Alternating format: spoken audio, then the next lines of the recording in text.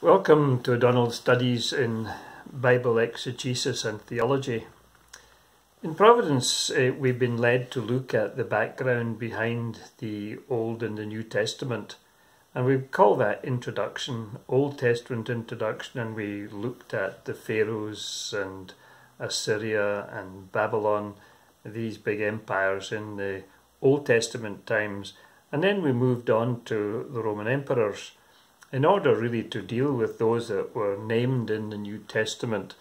But it's probably appropriate just to carry the subject through with regard to how the other Roman emperors influenced Christianity in the first century and in the early post-apostolic era. So continuing that theme, let's look at the next two emperors which come up. And these are Domitian and Trajan. There is one in between, but we'll come to that. We finished off the last time with the short reign of Titus, who was the emperor that opened the Colosseum in Rome. And he died after a short reign, and his younger brother Domitian became the emperor. And it was Domitian who built the Titus Arch that we mentioned last time to commemorate his older brother. The Titus Arch commemorated the capture of Jerusalem and the looting of the temple, and we can see on it the menorah, which is the candlestick out of the Jerusalem temple, and the money that was plundered from Jerusalem was used to build the Colosseum. So that's what Domitian did. And I mention these things not to give you a big history, but so that you're familiar with these subjects and you can look them up in more detail on Wikipedia. And I encourage you to do that. You can just look up the Titus Arch on Wikipedia and learn about it there. He is also known for what's called the Domitian persecutions of Christians. And he was probably the emperor when the Apostle John wrote the book of Revelation, the last book of the Bible, which is telling us about the role of this persecuting power, which begins as pagan Rome and ends up as papal Rome. That is, it began with the emperors in Rome persecuting the church, and then it moves on to not the emperor, but the Pope in Rome, that is papal Rome. And the book of Revelation deals with the period which Jesus calls the Great Tribulation, which goes all the way up until the downfall of New Testament Babylon.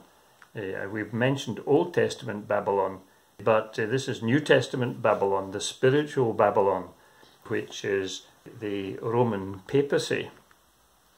So that's dealt with in the book of Revelation, and it covers the Armageddon and such things at the end, from which people have developed all sorts of theories with regard to the end of the world, so that there's all sorts of secular equivalents of Armageddon. And if I can just read a paragraph from my blog post, the particular blog post is called Secular Religion Imitating Christianity, and under one of the paragraphs I've dealt with this subject of the secular Armageddons. And let me just read this paragraph. Secularism has its own creation myth, along with its long list of doomsday Armageddon scenarios. These have developed from earlier scenarios of fire and flood to global plague from giant vermin, rats or super ants. Then the 20th century brought its own fears of nuclear disaster when the atomic bomb was developed, followed by geocataclysmic upheaval when tectonic plates were understood, or an asteroid strike when these were discovered. Then the scenario moved into germ warfare, and then bacterial resistance to antibiotics developed, and then they added to this, they've got artificial intelligence robots, Now we've got global warming as the latest scare story by secular religion. So we've got these various secular equivalents of Armageddon. But the biblical Armageddon is not the end of the world, but it is introducing the end of the Roman papacy. And that is why the saints of God rejoice, and that is what is leading up to, so that the latter chapters of the book of Revelation deal with the biblical millennium here upon earth, which I may have mentioned and may have opportunity to mention if the Lord spares us in the future. So Domitian, he was towards the end of the century. He was the younger brother of Titus. He built the Titus Arch and his persecutions, and it was during his time that the apostle wrote the book of Revelation, which deals very much with the city that is in the 7 hills, which of course was a reference to Rome. In his day, pagan Rome, which then develops into papal Rome, until finally Babylon collapses and falls, and there's the introduction of global peace throughout the Christian millennium. So there's another emperor after him. He only reigns for 15 months, so we'll put him to the side and move on to the next one, who is the Emperor Trajan. And he is the one who is there at the turn of the 1st century.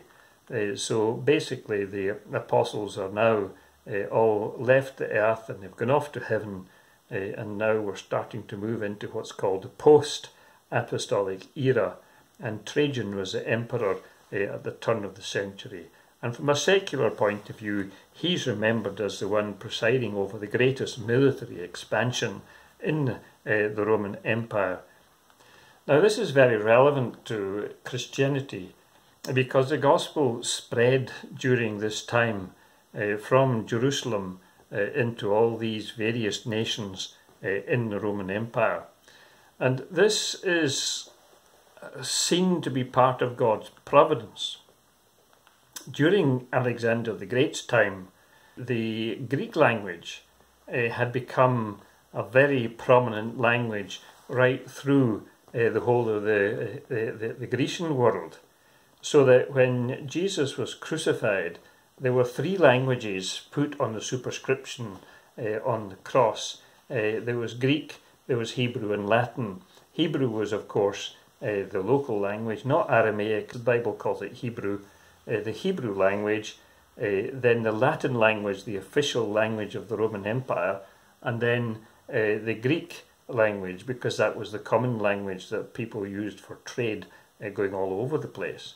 So you had this common language. The Bible was translated into the Greek so that people could, that's the Old Testament I mean, was translated into Greek. So you had what's called the Septuagint, and then you had the apostles writing the New Testament in Greek. So the Greek language could be used for the Old and New Testament right through what was then the Roman world. And what the Roman Empire contributed was what they call the Pax Romana, which is just a Latin term for the peace that comes with Roman domination. The Roman roads allowed tremendous travel throughout the Roman Empire. The relative Roman peace allowed people to move about the place, so that this was part of God's plan to have the Bible translated into Greek and then to have it distributed through the Roman Empire. So the Hebrew had been translated into Greek, and in due course the Bible would then be translated into Latin. And with the rise of the Pope in Rome and the Latin language being so important, that Latin version, which was called the Latin Vulgate, came to be the authoritative version in Roman Catholicism, which helped to promote Rome as the centre of Roman Catholicism. So Trajan was at the turn of the century. The Roman Empire expanded to its greatest extent, and you've got this Roman peace allowing the gospel to be distributed and preached throughout the Roman Empire at this time. The other thing maybe of relevance, just to finish off with regard to Trajan, is you may remember that I mentioned Pliny the Elder and Pliny the Younger in the Vespasian video. Pliny the Elder perished when Vesuvius erupted, and his nephew, Pliny the Younger, wrote an account about it that modern man could not believe, because they're such unbelievers. If they don't see a thing, they don't believe it. But he's been proven to be absolutely correct in his description of what happened. So that was Pliny the Younger. That there's extant correspondence between Trajan and Pliny the Younger. Pliny had written asking how to deal with these Christians that would not submit to the Roman Emperor. They were seen to be so different. Trajan writes back to him, and although he doesn't show toleration towards Christians, he does, and this is an interesting point, he does mention that he must not allow anonymous accusations to be heard. The Roman rule and Roman laws and Roman justice, after all they were ruling an empire, remember, is in some respects superior to our current state of law that we have nowadays, where any anonymous person can throw a grenade through the media or through social media at people, and but the Romans would not allow that. Of course, Roman law has come into our law, but there are some things where 2,000 years ago they were still ahead of what we are having to experience nowadays in our sort of society. So Trajan corresponded with Pliny about Christians, and you can read about that on the internet. So maybe we'll leave it at that on this occasion. I had hoped maybe to reach Hadrian, but there's too much to say, and we'll leave it until the next time, God willing.